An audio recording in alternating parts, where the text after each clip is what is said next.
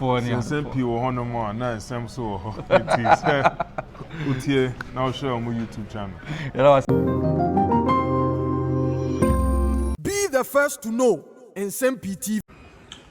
Ewa atie for kwa babiem edeba Nsem-Pii TV platform yi eso. Be the first to know yede nsem ne bremo na nei yes Accra High Court and all the attention across the 16 regions in Ghana and those in the diaspora will be aso etete na will be anso any ehwe. Now last week say Nsem-Pii report to said there have been applications from the Office of the Attorney General, Office of the First and the Third Accused, forcing NDC Jakpa Senka case in telecasting live as a result of public interest. Ayekesi ewumuntino kabea Chief Justice Nsem-Pii nanka live telecast across television stations in Timi Emranso. But as of now, that request hasn't been heard and it hasn't been decided. Until live telecast no Timi Amaso. But in Nsem-Pii TV, as usual, Yensa Aka live report from the Accra High Court. Justice Serwaa Botwe, our Court of Appeal judge, our no, and a trial judge of this case is no. Anopa, ne also call appeals court. Ekuti cases a honum, dear we and what tenacity. Then Nsem-Pii reporters and Amaya Swati say the Attorney General has swerved the NDC. Justice Serwaa Botwe etnasi na oteki rule osori na wabo dinami hunso court no. Na Attorney General Godfred Yeboadami in the honor, the deputy Alfred Tuya Yeboa and afi state prosecutor to say Yvonne Atakra Obu Bisa in the Pija Omumu. The NDC for you almost say Attorney General and the court is an leak tape on Sensemwa Omo Edibabe Tuja. And no, and on the NDC side, case out of forcing and in the lawyers, Richard Japan and lawyers, Editama Glu Tadio sorry. Basit Bambano Kikaho sorry. Emma Justice Serwaa Botwe who movie here. Wha and the Attorney General Godfred Yeboadami Bura court honoma just say Wura Honewa ye as usual the NDC minority MPs need the Kamea say Omunina Kwakopimu court honomo and a host of other legal luminaries are more honor. The MPP so a duly represented honomo. Na Yanko T live report. A free Accra High Court Oba affairs with the spokesperson for the Attorney General, Mr. Isaac Mensah Wilberforce, Wakasa in the ongoing court proceedings. Started. So, Elvis, as I speak with you, the court has duly constituted. The presiding judge, Justice Serwaa Botwe, has taken his seat. And just when I was walking out of the courtroom to speak on the radio, the Deputy Attorney General, Alfred Tuya Yeboa, had introduced himself as representing the Attorney General's Department, together with the Director of Public Prosecution, Yvonne Atakra Bobisa, and other state attorneys. The case of lateral forcing and the third accused person, Richard Jakpa, are also in the court. They, as is required, whenever the case is called, you have to stand to your feet. And after being identified by the court, you are asked to take your seat. So proceedings are commencing in the court, and the lawyers from the other side, in terms of the defense team, are also introducing themselves to the court. One of the things I can tell you is that there are a lot of members of parliament and also top officials of the National Democratic Congress who have made themselves their way to the court.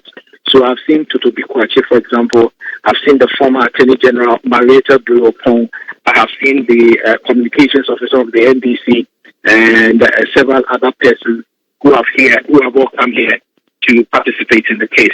As I speak with you now, I just see the Attorney General walking towards the courtroom. And yes, so he was somewhere. I heard what he's saying, but he's just joining proceedings in the courtroom. It is not confirmed whether what we have is an authentic audio. It's not confirmed. That's the first thing. And the second thing is that the Attorney General is very resolute, very firm, very healthy, undertaking his duties as an Attorney General. He's currently out of jurisdiction, and very soon he'll be back to continue his duties as an Attorney General of the Republic. Oh, we are in court. And cases of this nature are fought in court. We have closed our case in that matter. The first accused person has closed his case. The third accused person is in the witness stand undergoing cross-examination. So that's where our focus is. The NDC wants him to resign or recuse himself. What do you say to that? There is no basis, my brother. But do you think the activities or the audio will affect? The audios have, if there are any, have nothing to do with what we are doing in court. And the judge yesterday made it known to all of us that what we are doing in court is different from what we are doing in the public space. That's political. Our focus is to do what we are supposed to do in court for it to get to the end of this matter. You've indicated that you are yet to authenticate that audio recording, but really, did your boss ever have any conversation via telephone with the third accused? It is not in doubt. We issued a statement, and within the week, you've heard our spokesperson, very true, circumstance that led to that kind of conversation, and then we think nothing untoward was said, as I speak now. That may be the view of other people, but not my view. Oh, we should all stay committed to the cause of the Republic. We must make sure that we protect the public best. It matters not who is involved. If there's anything untoward, we must make sure that we support the prosecutors to come to conclusion on matters before the court. Because we represent the Republic, we represent you. Over 34 million Ghanaians. It's not our own representation. So we only need your support and nothing else. Well, so you watched the tape there, but what is the issue? The issue is that the AG stays in office and he doesn't seem to be going nowhere. The NPP is insisting that he has committed no wrong, but can the AG continue prosecuting the Ato ambulance case under the barrage of criticisms and growing calls for his resignation? That's a conversation we're about to have, and we're joined by two lawyers, Nsem Pii and Bobby Bentil. Good morning, gentlemen. Welcome to the program. Good morning, and how are you?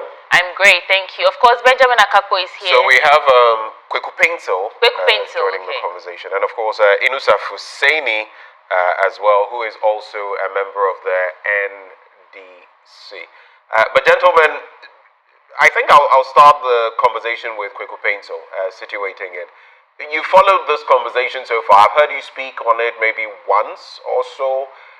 With what you have come to know, the tape and the speculation, and some security analysts saying, yes, it is, it sounds original. Others saying, hey, let's take a look at, actually probing deeper into the matters. The MPP has come out to say the AG has done no wrong. But let's situate the conversation from what information we have so far and what you make of that information. Kweku Paintil.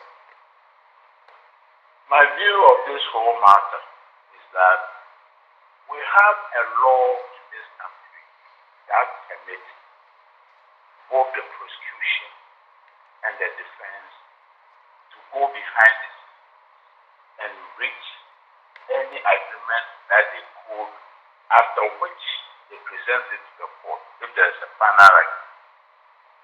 In between the time, all discussions are without prejudice, meaning that you can't quote me, I can't quote you.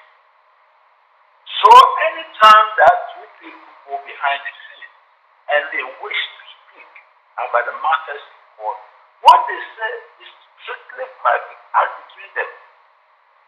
In the context of this case, it is the allegation of the accused person that while the matter was active in court, the Attorney General met them or met one of them outside the court. They have that. Mr. Paintil, have you listened to the tape in question? Have you listened to that tape? I have listened to questions. Indeed, and in fact, I have concluded that whatever is contained in the tape is irrelevant as far as the court matter is concerned, because it was highly prejudicial and it was a matter that ought not to come to the notice of either the public or even the court. Did you say it's of, Mr. Paintil, yes. You said it's of no consequence to the case, but the Attorney General, if you listen to the tape, he was asking someone he's prosecuting or trying to plead, say something that's not true, get an excuse duty so that the case can be adjourned. Is that not of any consequence to the case? You see, you got to hear of that matter because a party to a highly without prejudice discussion leaked the content of that without prejudice discussion to the public. I'm sorry. About it. Okay. What I'm saying is that if the two of us meet behind the scene within the law to reach an agreement, we can negotiate from all possible angles. And in the context of this discussion, I don't want even to be sent into the merit or demerit of what I said or what the other party said.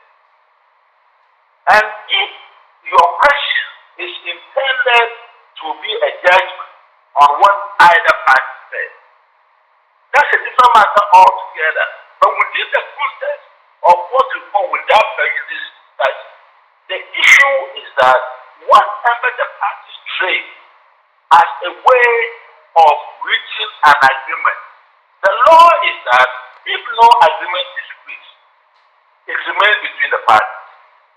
If an agreement is reached, it is for the ears of the court. Now, what appears to be the case now is that when the parties have met behind the scenes to trade and to have a discussion on the way the case must be conducted, it broke down. The negotiations broke down.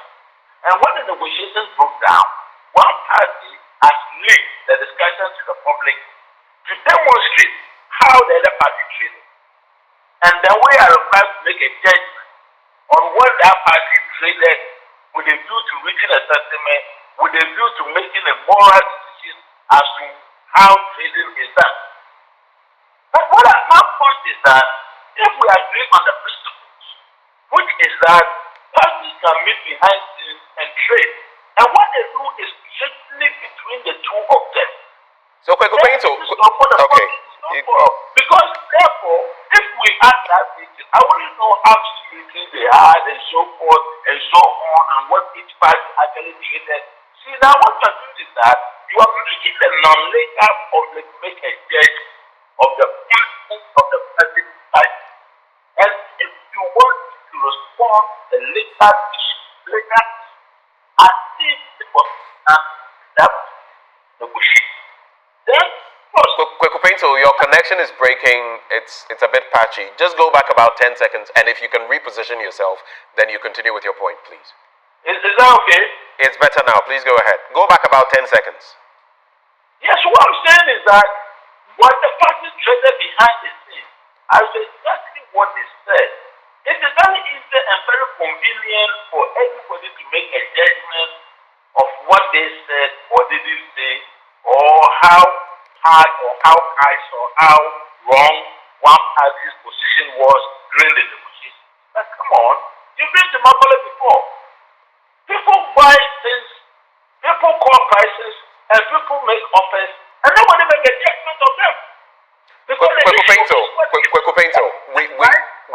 we have had, if you can hear me, we have had a former Chief Justice Sofia Kufu wade into this, talk about the fact that yes, plea bargaining and having these conversations are not outside of the norm, but some of the circumstances involved. So I agree, some of these things technically you shouldn't even do them without the other party knowing they are being recorded and all of that. I completely get that. The justice in court has said that this is not going to sway her, which is why she's saying the political party should not scandalize the court by commenting on the matter. But the sort of rhetoric in there and what it suggests about what the Attorney General, the head of the bar in the country, and the one prosecuting this matter in court is suggesting to another person to do ethically, is that right for you? Even if it's not impacting the case, is that ethically right to be done? What exactly do you think is wrong with any of the statements that the Attorney General made? I'm willing to take you on that one. So if there's a suggestion, that anything should be done, in a certain way to make someone look a certain way. Is that technically right? In respect of the law, aren't you supposed to stick to what facts are available? Are you supposed to coach, for example, a witness? Are you supposed to coach a witness? Pardon me? You said that you have not been involved in negotiations before. Because negotiations is not a question of moral judgment. There's no moral judgment at all. Somebody says something that never, you know, the different, and it's what Kweku, you would have to reposition again. You would have to reposition again. I don't know why the network, because at a point your voice just starts breaking. But can you hear me now? Okay, it's back again. It's good. Please go. Kweku, I can hear you now. Please go ahead. Hello, Mr. Painter. Okay, so we're going to have to try to reconnect because, I mean, you're watching, you would realize that at a point his voice just tapers off and then it becomes difficult hearing what he's saying. But let's bring in Inusa Fuseini. Sweetie Abochi, interesting times, right? I find it interesting. Yeah, negotiation. This is the Attorney General. You ask yourself whether anything goes in negotiation because that is not, every negotiation has it. It is not as though anything could go. But let's bring in Inusa Fuseini on this matter. Inusa, what's your reaction? He says in negotiation, I mean, yeah, some things are bound to happen. I don't know whether some of the things the Attorney General said were apt or ethical as far as negotiations were concerned. Your take? Well, then, I think it's proper for me to take according to you and your co-host. First of all, I want to understand the context of the negotiations that Mr. Kuku Pencil is referring to. Is it negotiation within a civil context or negotiation within a criminal context, which is plea bargain? Well, he was referring to that conversation that took place between the Attorney General on phone, which was recorded, which, you know, the NDC released, where we could hear the Attorney General or Mr. Jakpa saying that he could not toe the line that the Attorney General was suggesting because it would not be morally right. And so he's saying that that was just a negotiation. Anyway, he's on the line, so he can answer for himself. Okay. Mr. Painstill. Yes, please. So, Mr. Inusa Fuseini, please pose the question again. And Mr. Kuku Pencil. Hello. What negotiations are you referring to? Is it negotiations within a civil context? And you've given the Makola as an example. Or negotiations within the criminal context, which is akin to plea bargain. What negotiation are you referring to? What I know is that this man has been charged with a criminal offense, and it's within the context of the matter in court that he and the Attorney General met. And when they met, the idea, if my understanding is right, was to seek a kind of bargain that they were negotiating, and they could only do it within the context of the law. And therefore, if anybody is making a judgment, the person must make the judgment within the context of the specific accusations that have been made against him and the meeting between the parties. And what I'm saying is that by law, none of the parties has the right to fix the context of what transpired between the two of them. In that, once they had a